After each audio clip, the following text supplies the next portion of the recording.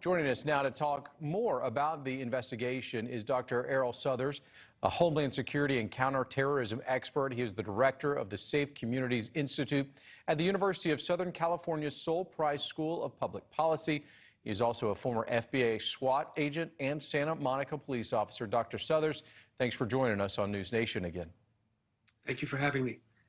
So, Dr. Southers, if we could go back to last night, we asked you about your first impression if you were an investigator who was arriving at the scene. Given what we now know about the attacker, that it appears he was a lone wolf and appears to have been trying to send a message, what kinds of questions would you be asking now? Well, the big question is always why. And we have an individual here who showed capacity and capability. He was described as an electronics and alarm system expert. He was an IT guy. In fact, some of his interviews of people who knew him back to high school called him kind of nerdy. He's a person that also in 1993 had an explosives handling permit, so he understood explosives. So he understood how to make an explosive device and put a timer on it, we believe. That takes a lot of ingenuity and a lot of skill. Most importantly, again, this was devised, or I should say carried out by a plan that was obviously very detailed. He had an RV that he kept in his yard. He built the fence around his yard some time ago and then put a gate on it. When neighbors asked him why he moved the RV into their yard, he said because people were trying to break into it. But again, this was where he built the bomb. So he drives the bomb to downtown Nashville on Christmas Day with an audible announcement to move people away. You have to ask why. If you're going to commit suicide, why do that? Why not, if you're going to do that, do it at your home? Again, how lucky he was, or the skill set he had to move that device from his home to downtown without it having it explode prematurely.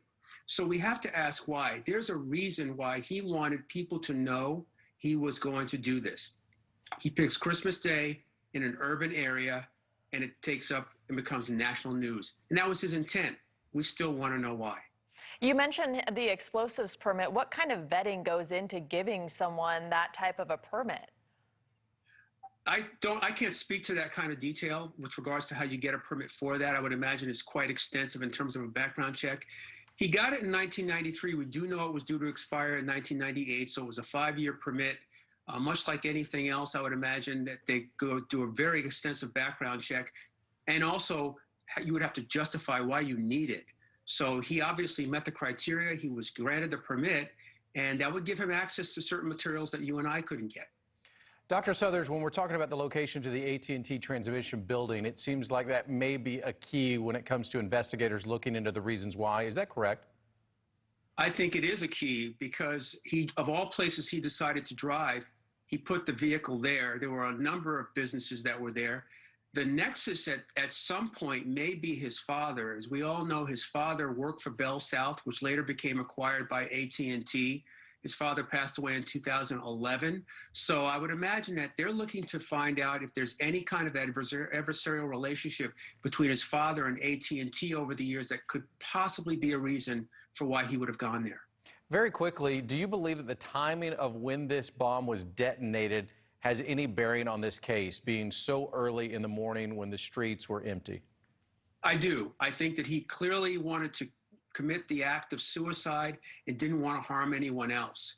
So he moved it away from his home. He went to the location on Christmas morning in the middle of a global pandemic, sets the device to explode at 6:30, giving people 15 minutes to get out with an additional 15 tacked on.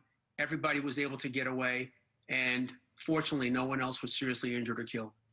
Dr. Southers, thank you again for your expertise and analysis. We appreciate you joining us. Thank you for having me.